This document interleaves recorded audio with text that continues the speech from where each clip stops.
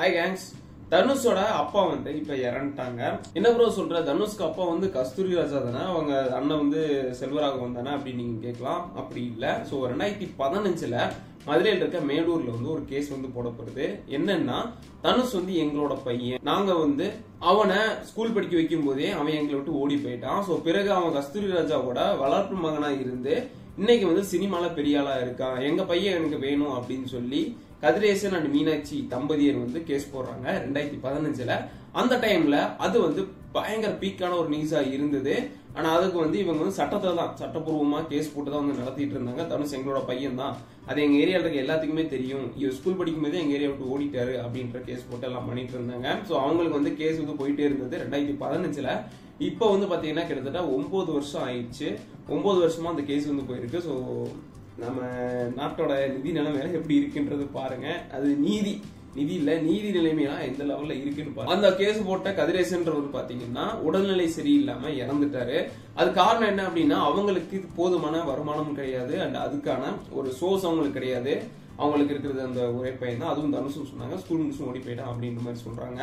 So இப்போ வந்து அவங்க அம்மா மீனாட்சி இருக்காங்க தெரியுமா, அவங்க வந்து இதுக்கப்புறம் என்ன பண்ண முடியும் அப்படின்னு யோசிக்கிறப்ப, ஸோ இந்த லாயர் வந்து மறுபடியும் நாங்க வந்து கேஸ் நடத்துவோம். எத்தனை வருஷமா நடத்துவீங்க, ஆல்ரெடி 9 வருஷம் ஆயிடுச்சு. 2015 இப்ப 2024, 9 வருஷமா. நான் ஸ்கூல் படிக்கும் போது ஆரம்பிச்சது, நான் 9th 8th 2014 7th படிச்சுட்டு இருந்தேன். ஸோ அப்ப ஆரம்பிச்ச கேஸ் இப்ப நான் காலேஜ் தேர்ட் இயர் முடிக்க போறேன். ஸோ இது வரைக்கும் வந்து வந்துட்டு இருக்கு. எந்த அளவுக்கு ஒரு மோசமான சுச்சுவேஷன்ல நம்ம நாட்டோட ஒரு நீதி நிலைமை வந்து இருக்குன்றத பாருங்க. என்ன கேட்டா ஒரே இதுதான், டிஎன்ஏ டெஸ்ட் எடுங்க, ரிசல்ட்ட பாருங்க, கரெக்டா இருந்துச்சு அப்படின்னா பையன் ஒத்துக்க வைங்க, அவ்வளவுதான். சிம்பிள்ங்க. இது வந்து சிம்பிளான ஒரு யோசனை தான். ஏன்னா அப்பா பையன்றப்ப டிஎன்ஏ கரெக்டா தானே இருக்கும், டிஎன்ஏ எடுத்து செக் பண்ணுங்க. அது என்ன பெரிய கஷ்டமா? டிஎன்ஏ டெஸ்ட் காரணம் வரமாட்டோம்னு சொல்ல போறாங்க தனுஷ்.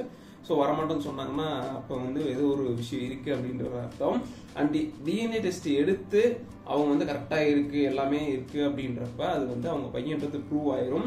ஸோ அவங்க வந்து சட்டப்பூர்வமா ஜெயிச்சிருக்கலாம். பட் டிஎன்ஏ டெஸ்ட் எடுத்தாங்களா என்னன்றதே தெரியல, எனக்கு தெரியல. அதுல டிஎன்ஏ டெஸ்ட் எடுத்தாங்கன்னு சும்மா பேச்சுவாக்கில் போயிட்டு இருக்கு. அண்ட் இது வந்து கோர்ட் என்ன பண்ணாங்க அப்படின்னா, இது வந்து உங்களோட சுயநலத்துக்காக போடப்பட்ட பொய்யான வழக்கு அப்படின்னு சொல்லி கோர்ட் வந்து இதை க்ளோஸ் பண்றாங்க. அதாவது இவங்க 2 பேருக்கு காசு வேணும்ன்றதுக்காக தனுஷ் வந்து இவங்க பையன் சொல்லிட்டு போட்ட ஒரு பொய்யான வழக்கு அப்படின்னு சொல்லி கோர்ட் வந்து கேன்சல் பண்றாங்க.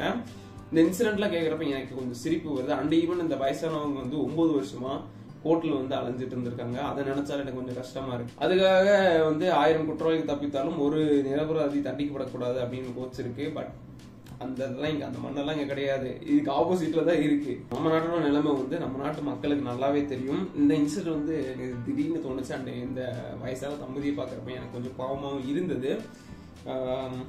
ஏன்னா இந்த வயசுலயும் வந்து கோர்ட்டு கேஸ் நடந்துட்டு இருக்காங்க. நம்ம ஜென்ரேஷன்ஸ் ஒரு 20-30 வயசுல வந்தாலே நமக்கு வந்து இவங்க வந்து 70 வயசு. இப்ப இறந்தால கதிரேசன் வந்து 70 years old. ஸோ அவ்வளோ கஷ்டப்பட்டு என்னென்ன பண்ணியிருப்பாங்க அப்படின்றதெல்லாம் யோசிச்சு பார்த்து எனக்கே கொஞ்சம் சங்கட்டமாக தான் இருக்கு. பட் ஈவன் ஒன்று இவங்க பையனை ப்ரூவ் ஆகணும், இல்லைன்னா பையன் இல்லை அப்படின்றத ப்ரூவ் பண்ணிட்டு விட்டுறணும். அவங்களும் விட்டுருவாங்க. ஸோ இந்த மாதிரி இருக்கு இல்லை அப்படின்ற மாதிரி எடுத்துட்டு இருந்தா நம்ம நாட்டுக்கும் நல்லதில்லை, நம்ம மக்களுக்கும் நல்லதில்லை. அடுத்து என்ன அப்படின்றத நெக்ஸ்ட் வீடியோல பார்க்கலாம்.